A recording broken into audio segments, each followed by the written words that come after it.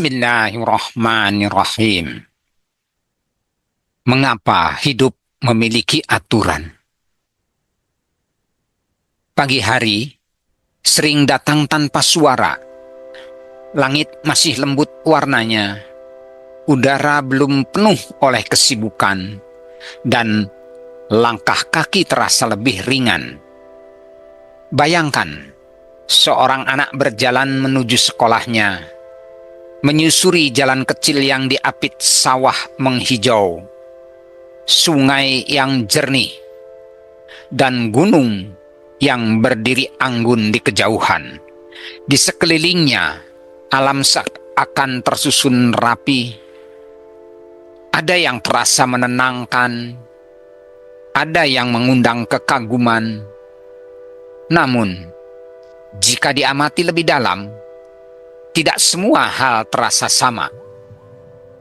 Ada yang kita sukai, ada yang ingin kita jauhi, ada yang menarik kita untuk mendekat, ada pula yang membuat kita memilih menjaga jarak. Disitulah, tanpa kita sadari, hidup sedang bekerja. Setiap sesuatu memiliki sifat, bukan karena kebetulan, melainkan karena ada ukuran, ada kadar yang menyertainya. Alam semesta tidak bergerak secara acak. Matahari terbit tepat pada waktunya. Bulan mengikuti perjalanannya. Siang menampakkan terang, dan malam menutupinya kembali. Al-Quran menggambarkan keteraturan ini dengan bahasa yang sangat puitis. Demi matahari dan sinarnya di pagi hari, demi bulan ketika mengiringinya, demi siang ketika menampakkannya, dan demi malam ketika menutupinya, demi langit serta pembentukannya, demi bumi serta penghamparannya. Itulah surah Al-Asyam ayat 1-6. Lalu dilanjutkan tentang jiwa manusia, bahwa kepada jiwa itu diilhamkan jalan keburukan dan jalan ketakwaan. Dan sungguh beruntung orang yang menyucikan jiwanya, serta sungguh merugi orang yang mengotorinya. Itulah surat Asyam ayat 7-10-nya. Di tengah keteraturan alam itu, manusia hadir dengan peran yang unik. Manusia bukan hanya tubuh yang bergerak dan bernafas.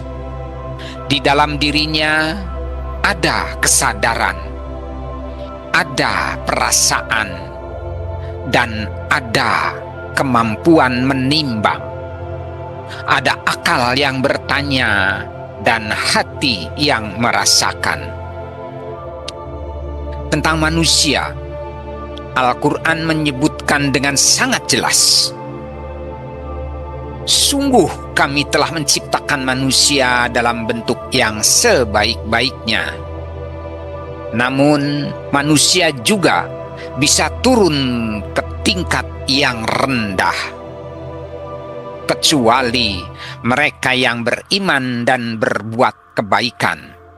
Itulah surat At-Tin ayat 4-6. Sejak awal, manusia membawa kecenderungan menuju kebaikan. Keinginan untuk menjadi lebih baik dari hari kemarin.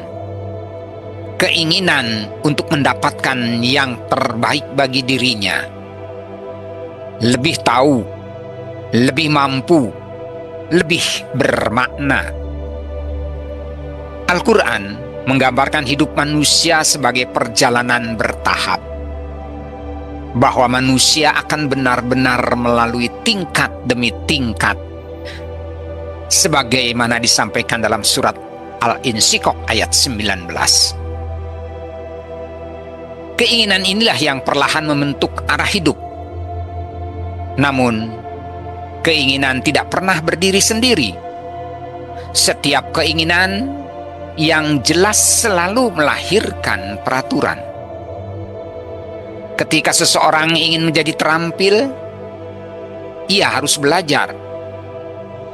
Ketika ingin sehat, ada pola hidup yang harus dijaga.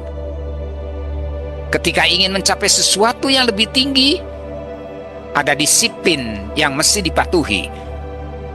Aturan seringkali terasa membatasi. Padahal, sesungguhnya aturan adalah penunjuk arah. Ia bukan untuk menahan langkah, melainkan untuk menjaga agar langkah tidak salah jalan. Mengabaikan sebagian aturan berarti menerima kualitas hasil yang setengah-setengah. Menjaga kepatuhan berarti menjaga kualitas tujuan. Bahkan dalam hal sederhana, kita bisa melihatnya. Pakaian yang kita kenakan memiliki tempat dan waktu yang sesuai. Ada yang pantas di rumah, belum tentu pantas di sebuah perayaan. Semakin matang keinginan seseorang, semakin bijak ia memelihara hasilnya. Ketika kita memperluas pandangan, keteraturan ini tidak hanya berlaku bagi manusia. Seluruh alam semesta berjalan dalam aturan yang saling terhubung. Dan keteraturan itu menandakan adanya satu kehendak, satu tujuan, dan satu pemeliharaan. Ilmu pengetahuan lahir dari upaya manusia membaca keteraturan itu. Ia bukan sekadar kumpulan informasi, melainkan cara memahami bagaimana kehidupan bekerja. Belajar bukan sekadar menambah pengetahuan. Belajar adalah proses menyesuaikan diri dengan keteraturan semesta. Dari masa kanak-kanak hingga akhir hayat, manusia terus diajak memahami, merenungi, dan menata dirinya. Dan mungkin di suatu pagi yang tenang, saat kita kembali berjalan pelan dan memperhatikan sekitar, kita akan menyadari bahwa hidup bukan tentang melawan aturan, melainkan tentang memahami mengapa aturan itu ada dan bagaimana kita tumbuh bersamanya.